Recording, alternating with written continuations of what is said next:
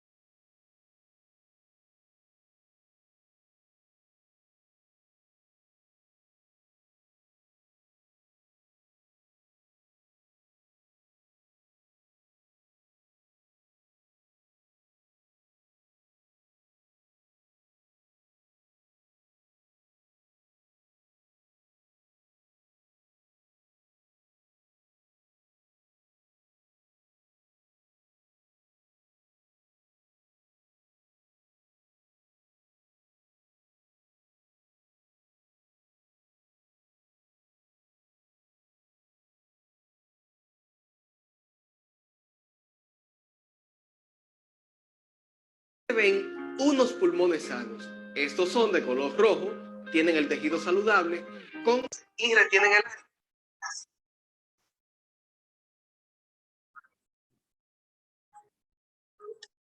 Y la mayoría de los pacientes presentan cáncer o EPOC.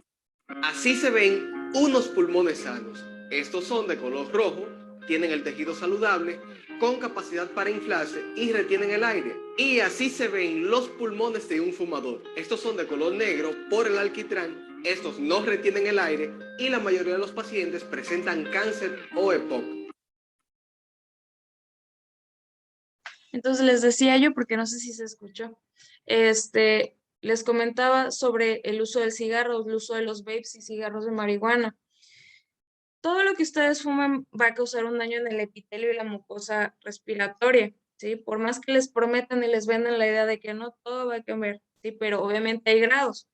La nicotina o el cigarro pues no nada más va a contener nuestra nicotina, va a contener aproximadamente 200 sustancias cancerígenas que, bueno, van a causar un daño importante y que va a predisponer a que este cuerpo se convierta o en este órgano se convierta en un potencial órgano que padezca cáncer. Pero también el uso de cigarros de marihuana, el utilizar vapes que están muy de moda, pues también pueden causar un daño permanente. Les decía yo, pues este aceite que tiende a adherirse a la mucosa y a los vasos sanguíneos pulmonares y que se desprenden y luego pues esos aceites van hacia las arterias o venas y causan un tromboembolismo. Entonces, tengan mucho cuidado, se sabe que es muchísimo más grave el utilizar vapes que utilizar cigarro. Entonces, no lo utilicen como recreación, investiguen, les voy a mandar artículos, como les decía ahorita, para que ustedes vean que realmente pues no es tan inofensivo su utilización.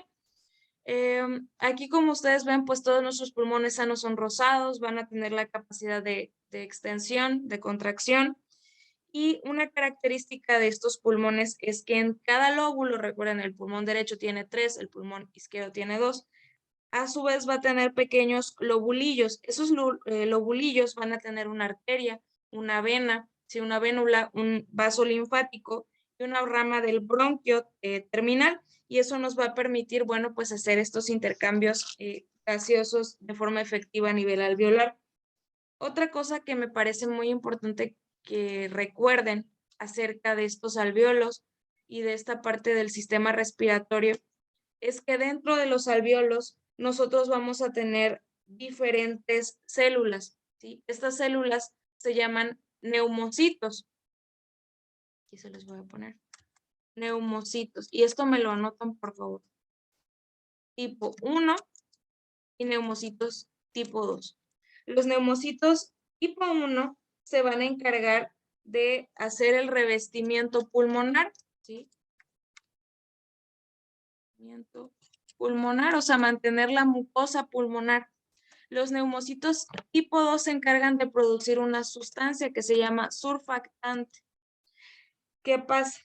Cuando nosotros nacemos prematuramente, nuestros pulmones todavía no han producido este surfactante. Entonces, el surfactante, ¿qué hace? Ayuda a que nuestros pulmones no colapsen. ¿Qué pasa cuando yo nazco prematuramente y no tengo surfactante? Pues mis pulmones no se expanden, ¿sí? Entonces, yo bebé no puedo respirar.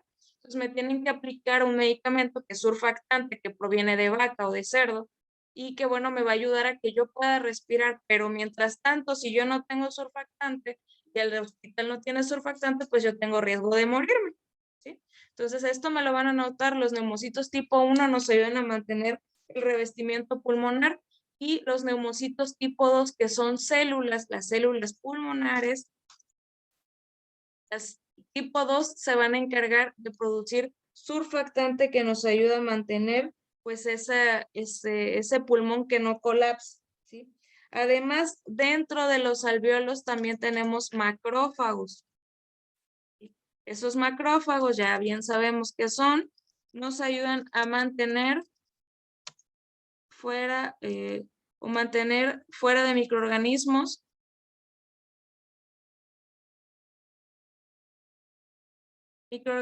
pues toda esta región, ¿sí? Entonces también dentro de los alvéolos vamos a tener macrófagos, que son los macrófagos alveolares. Entonces aquí también hay un sistema de defensa que nos va a ayudar pues a proteger, ¿sí? Entonces, quiero que recuerden, neumocitos tipo 1 dan el revestimiento pulmonar, la mucosa, tipo 2 producen surfactante, y esto es muy importante, por favor. Y los macrófagos alveolares van a mantener limpio pues todo este sistema de microorganismos, ¿vale? Entonces, bueno, aquí recuerden es donde se hace el intercambio gaseoso. Otro punto importante que me parece relevante que sepan o que recuerden es que en qué lugares vamos a tener pelitos y en qué lugares no, ¿sí? Nosotros vamos a tener cilios. Permítanme tantito. Nosotros vamos a tener cilios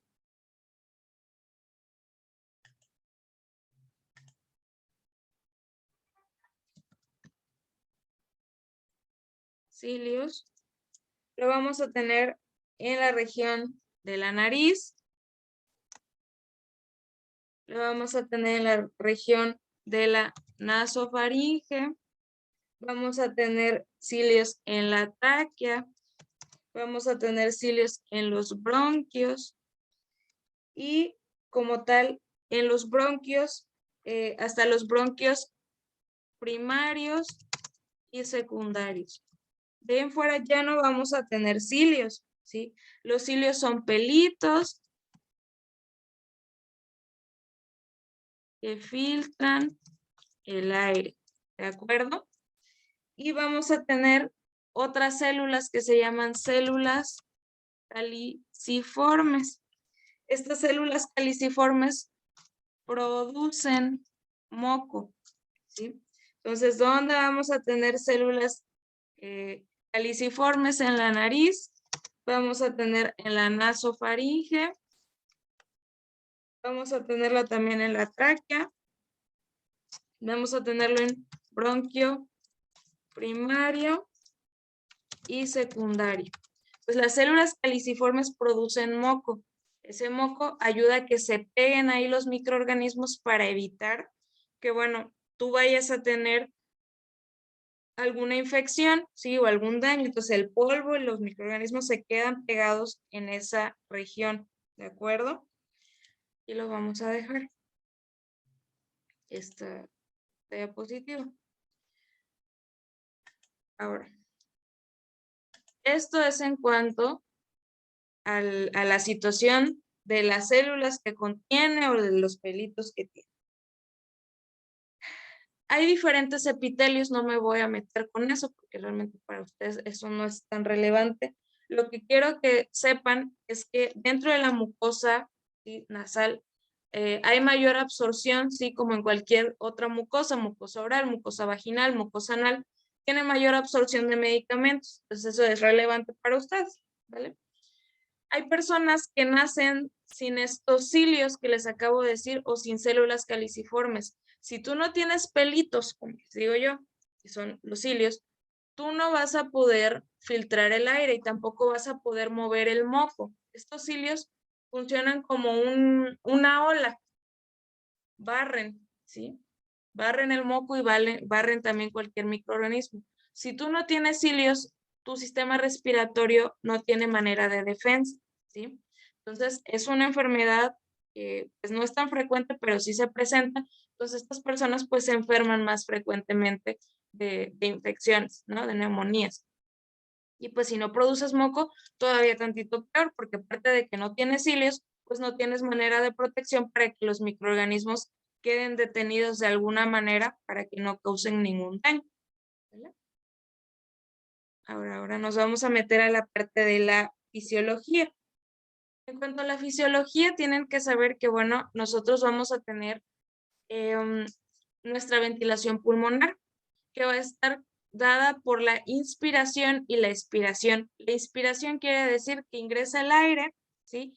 El diafragma se va a contraer, o sea, va a bajar, y eso va a permitir que los pulmones se hagan más grandes, se expandan, y obviamente los músculos se abran y permiten pues que se haga todo este intercambio. En la expiración es lo contrario, tú sacas el aire. Entonces, ese aire va a ayudar como tal, pues que el diafragma se relaje, entonces vuelve a subir el diafragma, los pulmones se hacen más pequeños y pues los músculos del tórax también se relajan, ¿sí? Entonces, la inspiración, el diafragma baja, se contrae, los pulmones se hacen más grandes o se expanden y pues permite una respiración mayor. En el caso de la expiración es lo contrario, el aire sale, los pulmones se contraen, el diafragma sube, y bueno, pues se relajan los músculos del tórax. Nosotros vamos a tener diferentes movimientos respiratorios especiales. De estos, los que más me interesa que recuerden es el movimiento de la tos, del estornudo, el suspiro y el bostezo, pero de estos dos todavía más la tos y el estornudo. La tos y el estornudo son un reflejo de nuestro sistema para evitar que alguna partícula o algún microorganismo ingrese. Entonces la tos va a ser una inspiración larga y profunda seguida del cierre completo de nuestra hendidura glótica, ¿sí?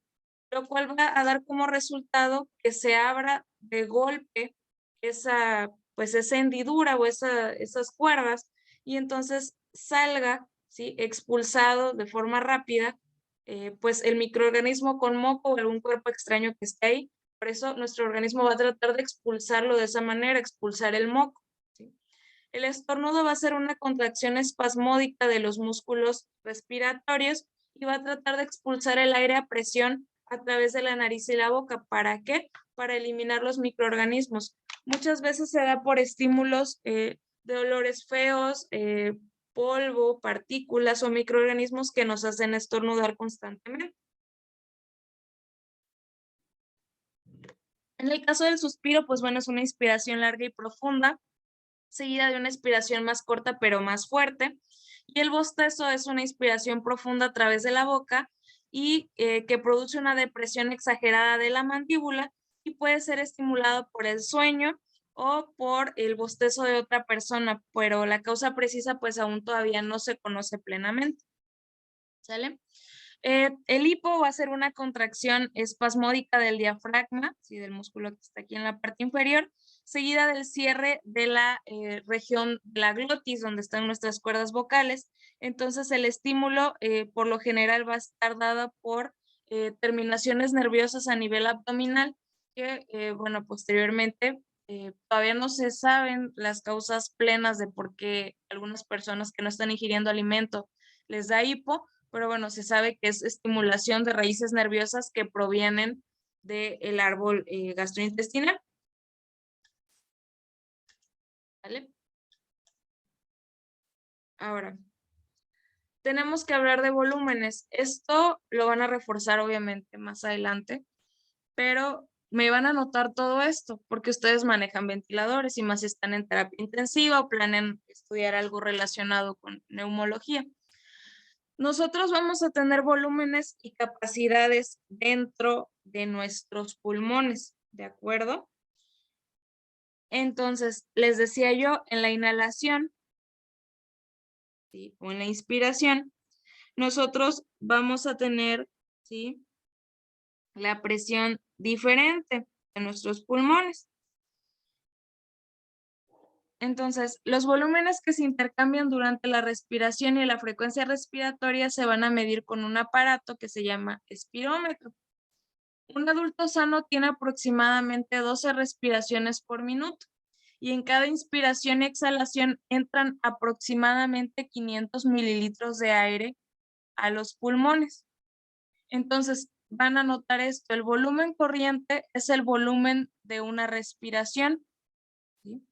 Existe un espacio muerto anatómico, que es un espacio en la vía aérea de conducción que contiene aire, pero que este aire no participa en el intercambio respiratorio. En una inspiración profunda se sabe que se pueden inhalar más de 500 mililitros de aire. El volumen de reserva inspiratoria es de aproximadamente 3.100 mililitros en un hombre adulto y de 1.900 en mujeres. Si la inhalación sigue una inhalación forzada, una exhalación forzada, puede ingresar mayor cantidad de aire aún, o sea, en español. Lo que yo usualmente respiro con una inspiración es aproximadamente 500 mililitros de aire, ¿va? Pero no es todo lo que mi pulmón puede dar. Mi pulmón puede dar muchísimo más. Si yo soy hombre, mi pulmón puede llegar hasta meter a 3.100 mililitros de aire y en mujeres 1.900, ¿sí? Cuando yo estoy haciendo esto, ¿sí? Cuando respiro normal, son 500 mililitros, pero si yo hago una respiración forzada, puedo meter 1.900 mililitros, ¿sí? Entonces, va a haber un espacio muerto en mi vía respiratoria que no todo ese aire que yo estoy metiendo va a influir o va a hacer ese intercambio gaseoso, ¿sí? Entonces, volumen corriente es el volumen de una expiración, aproximadamente es de 500 mililitros, y un volumen de reserva inspiratoria, ¿sí?, inspiratoria, en los hombres es de 3.100 aproximadamente, y las mujeres de 1.900.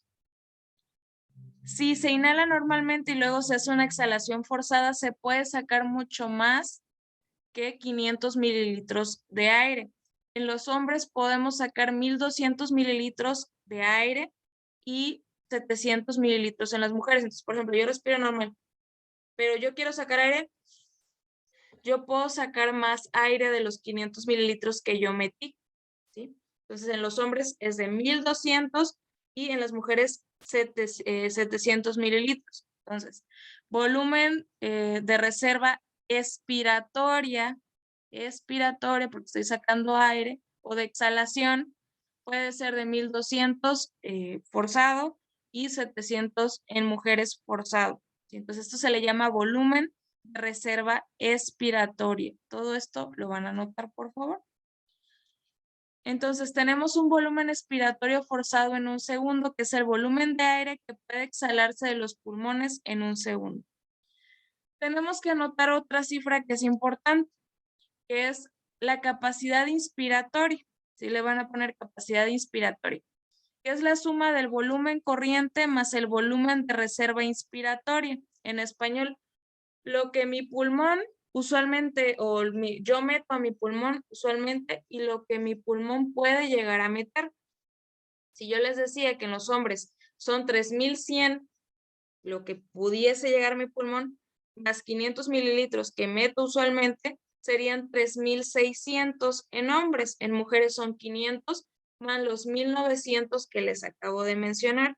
Entonces, la capacidad inspiratoria es la suma del volumen corriente, que el volumen corriente es 500 mililitros, y el volumen de reserva inspiratoria, que es de 3.100 en hombres y 1.900 en mujeres. Entonces, en los hombres la capacidad inspiratoria sería de 3.600 mililitros y en mujeres 2.400 mililitros. Todo esto, por favor, lo anotan. Porque con estas cifras nosotros manejamos los ventiladores. Entonces, por favor, todo esto lo van a anotar. Entonces, volumen corriente son 500 mililitros, volumen de reserva inspiratoria en los hombres es de 3.100, en las mujeres es de 1.900. La capacidad inspiratoria es la suma del volumen corriente más el volumen de reserva inspiratoria, que son 3.600 en hombres y 2.400 en mujeres, ¿sí? Entonces, en la situación de la respiración, pues como les digo, el diafragma se va a contraer y entonces eso va a permitir que los pulmones se expandan de una manera más eficaz, ¿de acuerdo? También tienen que saber que dentro de la pleura hay una presión intrapleural. Entonces, dentro de esta presión intrapleural, aproximadamente nosotros vamos a tener 754 a 756 milímetros de mercurio, ¿sí? Que bueno, nos van a dar esa presión durante una respiración normal, ¿vale? Entonces, en la cavidad pleural nosotros tenemos una presión negativa. Esa presión negativa va a funcionar como un vacío, bueno, nosotros ponemos algo que se llama pleurovac, ¿sí? Cuando se hace un derrame pleural, ¿por qué? Porque, bueno, esa presión está en un vacío, ¿sí? Entonces nosotros no podemos meter presión positiva porque entonces los pulmones se van a colapsar, ¿sí? También tienen que saber que al contraerse el diafragma, bueno, pues va a disminuir esa presión intrapleural hasta unos 754 milímetros de mercurio. Ahora,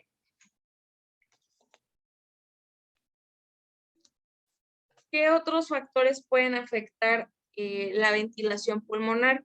Lo puede afectar como tal la tensión del líquido alveolar que está dentro de esta región. Me lo puede dar el surfactante también, que yo no tenga surfactante suficiente. Me va a dar un síndrome de dificultad respiratoria. Que no tenga suficiente distensibilidad en los pulmones, ¿sí? Y bueno, esto puede ser por cicatrización del tejido pulmonar, puede ser porque el pulmón esté lleno de líquido, o por deficiencia de surfactante, o por parálisis de algún músculo intercostal. También puede ser por resistencia de la vía aérea, puede ser como tal por diferencias de presiones, puede ser también alguna obstrucción de la vía respiratoria, enfermedades como EPOC, como asma, pueden aumentar esa pues dificultad respiratoria y bueno, pues ayudar o evitar que se pueda hacer este proceso, ¿sí?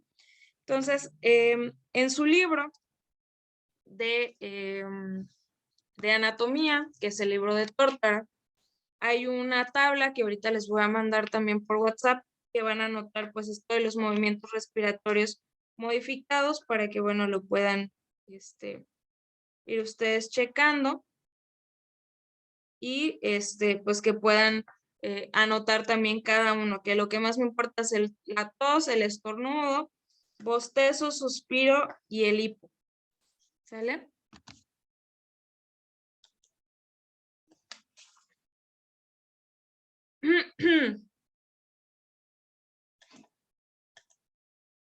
También vamos a tener un intercambio de oxígeno, entonces, y de dióxido de carbono. Entonces, la presión parcial de un gas es la presión ejercida por ese gas en una mezcla de gases.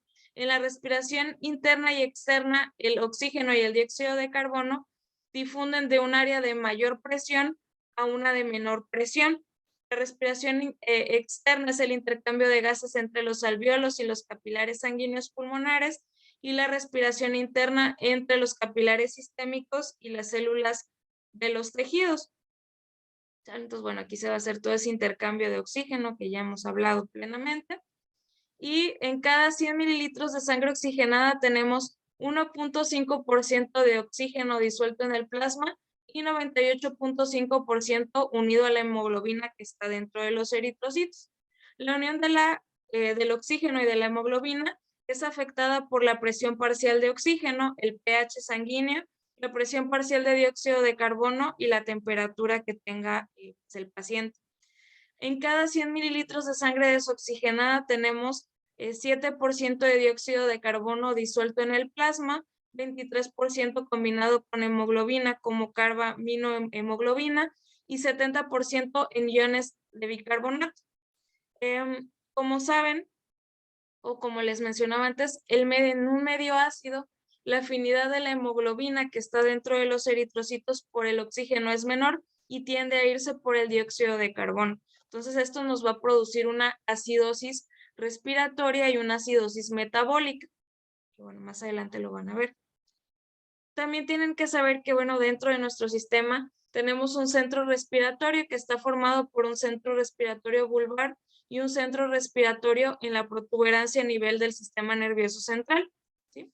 Entonces, nosotros vamos a tener el control de nuestra respiración normal en reposo y en respiración activa cuando estamos haciendo algo, que si nos llegamos a lastimar el bulbo o la protuberancia, pues obviamente va a haber una secuela y una consecuencia de que dejemos de respirar momentánea o permanentemente.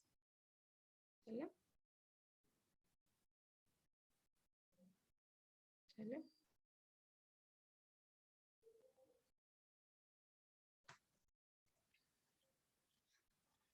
Y bueno, ahorita vamos a complementar lo que estamos viendo con otra diapositiva donde vamos a reforzar esto de las capacidades pulmonares. ¿Sí? Un segundito. Entonces nos quedamos en la capacidad inspiratoria. Pero aparte de la capacidad inspiratoria, nosotros vamos a tener otras capacidades que vamos a ver acá. Vamos a tener la capacidad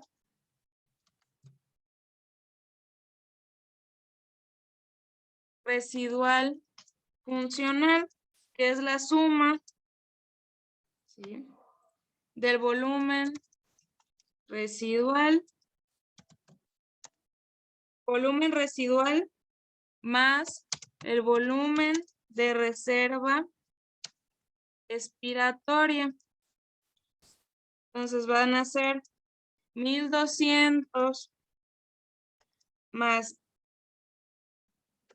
1200 mililitros en el hombre. Y esto nos va a dar como tal a 2400 mililitros.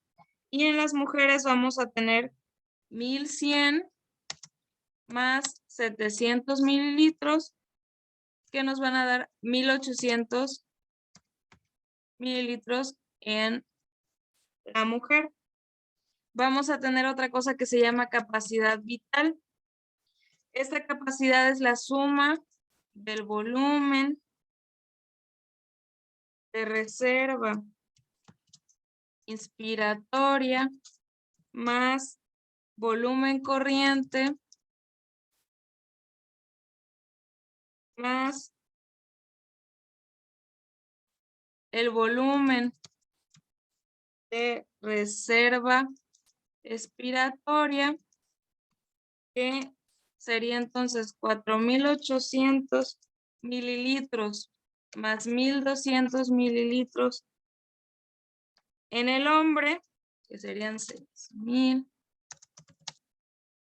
hombre, y en la mujer serían como tal 3100 más 1100, serían 4200 mililitros en la mujer. ¿Sale? Entonces, esta es la capacidad vital.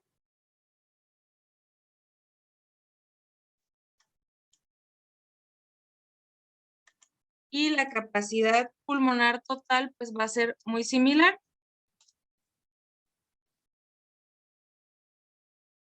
Va a ser de 4.200 en la mujer y 6.000 en el hombre. Esta capacidad vital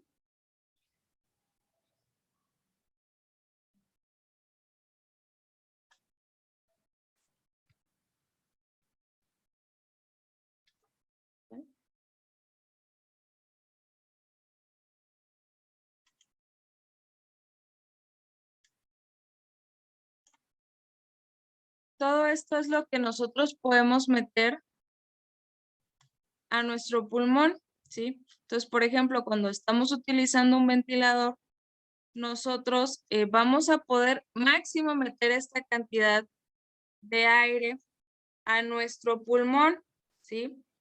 Pero si yo, por ejemplo, no sé controlar el ventilador y le ingreso mayor cantidad de aire a este paciente, lo que va a hacer es que voy a colapsar ese pulmón.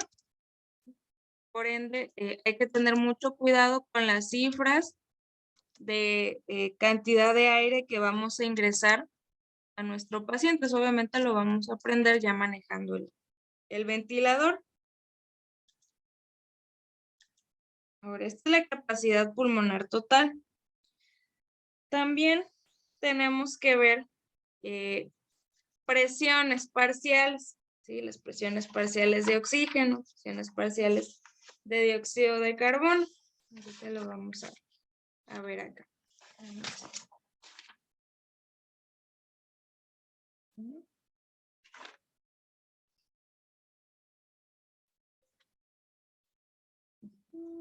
Ya vemos lo de la afinidad.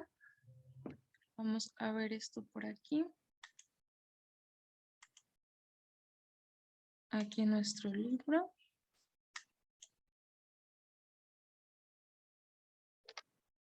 Y bueno, de aquí, recuerden, es un dibujo, ¿sí? O son dibujos de las estructuras y resumen de lo que estamos hablando. Igual de la tablita que les voy a mandar, pues van a anotar los puntos importantes de la tos, ¿sí? Del estornudo.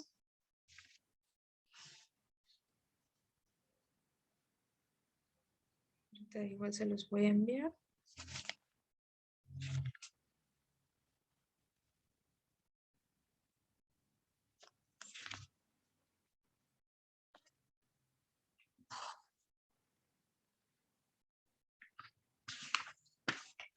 Y bueno, otra parte importante que tienen que recordar es que, bueno, el especialista que se encarga de ver el aparato respiratorio se llama neumólogo, ¿sí? Porque pues son neumocitos las células, entonces se llama neumólogo. Lo vamos a ver por acá. Algo que nos puede estar haciendo falta. Entonces, bueno, ya vimos las fosas nasales, la laringe, tráquea, pulmones.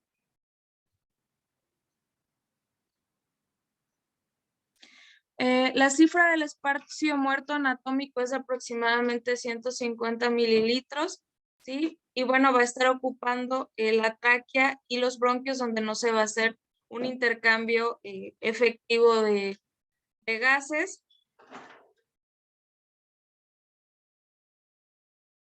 Nosotros tenemos un control de la respiración que puede ser control voluntario e involuntario. Como les decía, en la protuberancia y el bulbo raquídeo va a haber el control automático de esta respiración. Si llegásemos a tener algún daño en esta región, pues va a haber un problema para poder respirar. También vamos a tener en estos centros cambios de la presión parcial de dióxido de carbono, presión parcial de oxígeno, pH y presión arterial del sistema circulatorio, lo que haría que se haga un equilibrio gaseoso en sangre también. Y esto va a estar principalmente en las arterias carótidas donde se va a dar esta regulación. Pues aquí igual les voy a mandar esta tabla de las presiones parciales de oxígeno en la atmósfera, ¿sí? En el alveolo, dentro de las arterias y en la sangre, en la región venosa, y de las presiones parciales de dióxido de carbono. No se las van a aprender ahorita, pero las van a tener para poder valorar una gasometría posteriormente.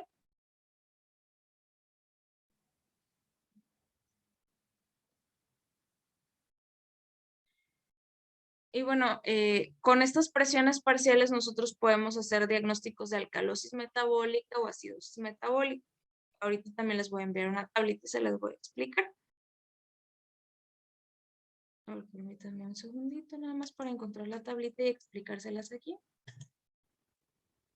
Bueno, entonces les decía yo de la acidosis metabólica, respiratoria, alcalosis respiratoria y alcalosis metabólica. Bueno, esto es a grandes rasgos, ¿va? Obviamente lo van a ver en fisiopatología mejor. Nosotros tenemos un equilibrio en la sangre, como les decía, tiene que haber un equilibrio de dióxido de carbono, de oxígeno, de bicarbonato, de la temperatura. Si cualquiera de estas se altera, vamos a tener una patología. Cuando yo tengo acidosis respiratoria, lo que va a pasar es que yo tengo acumulación de dióxido de carbono. Entonces, ¿qué va a hacer mi cuerpo? Va a empezar a producir más bicarbonato para poder neutralizar el ácido que está produciendo pues el dióxido de carbono, ¿sí? ¿Para qué? Para tratar de disminuir la producción de hidrógeno. Ahora, cuando yo tengo acidosis metabólica, hay una disminución de producción de una sustancia que se llama bicarbonato. Entonces, lo que hace mi cuerpo como compensación es disminuir la cantidad de dióxido de carbono que yo tengo. ¿Para qué? Para que se equilibre y ya no haya tanta cantidad de ácido, ¿sí? En la alcalosis respiratoria hay una disminución de producción de dióxido de carbono. Entonces, como compensación, mi cuerpo va a disminuir la cantidad de bicarbonato porque pues, entonces va a haber una tendencia a la alcalinidad y eso tampoco está bien. Y en la alcalosis metabólica hay un aumento de producción de bicarbonato, por lo cual mi cuerpo va a empezar a producir más dióxido de carbono para poder contrarrestar esto. Ahorita yo se los digo así muy someramente, los mecanismos de compensación, pero hay diferentes enfermedades o situaciones que hacen que esto se descontrole y si no logramos compensar adecuadamente al paciente, pues va a llegar a complicarse gravemente o a fallecer. ¿Sale? Entonces, igual ahorita les voy a enviar un video acerca de esta alcalosis. Lo van a ver en fisiopatología, pero me es importante que lo sepan, ¿sí? Y todo esto lo medimos mediante la gasometría, ¿sí? Arterial, ¿recuerdan? Gasometría arterial. Entonces, bueno, esto es básicamente todo acerca del sistema respiratorio. Lo vamos a reforzar ciertos puntos ahorita con el video que falta de sistema circulatorio, pero bueno, esto es a grandes rasgos lo que tienen que saber de sistema respiratorio, cómo se hacen estos intercambios, la inspiración, la expiración y que sepan los trastornos que puede haber. Otra cosa importante que sepan es que cuando nosotros tenemos un déficit de oxígeno, se le va a llamar hipoxia. También se los voy a anotar aquí. Déficit de oxígeno se llama hipoxia, ¿sí? Y bueno, puede haber diferentes causas de esta hipoxia, pero bueno, esto también es importante que lo sepan para cuando lean esto de hipoxia, pues que sepan que es una deficiencia de oxígeno en nuestro cuerpo. ¿Qué cosas pueden aumentar como tal la frecuencia respiratoria? Bueno, hay muchas cosas. Puede ser el aumento de dióxido de carbono en sangre, una disminución de la presión de oxígeno, una actividad de los propios receptores, o sea, que ustedes estén haciendo ejercicio y que pues el cuerpo no sepa bien dónde está, aumento de la temperatura corporal, hipotensión arterial, estiramiento del esfínter anal también puede aumentar la frecuencia respiratoria. Al contrario, lo que puede disminuir la frecuencia respiratoria puede ser una disminución de la presión de dióxido de carbono, dolor intenso, aumento de la presión arterial, irritación de la faringe también, disminución de la presión arterial también pueden disminuir la frecuencia respiratoria. ¿Sí? Déjenme tomarle fotos también para que lo tengan. Y pues también les voy a enviar los videos de los pulmones para que lo puedan reafirmar.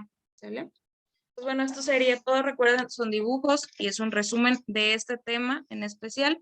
Ahorita les voy a enviar el de sistema cardiovascular, lo que falta, que es electrocardiograma, potencial de membrana, sistema renina-angiotensina-aldosterona, regulación de la presión arterial, pulso y tipos de shock para que también lo puedan hacer, ¿vale? Entonces nos vemos ahorita en el siguiente video.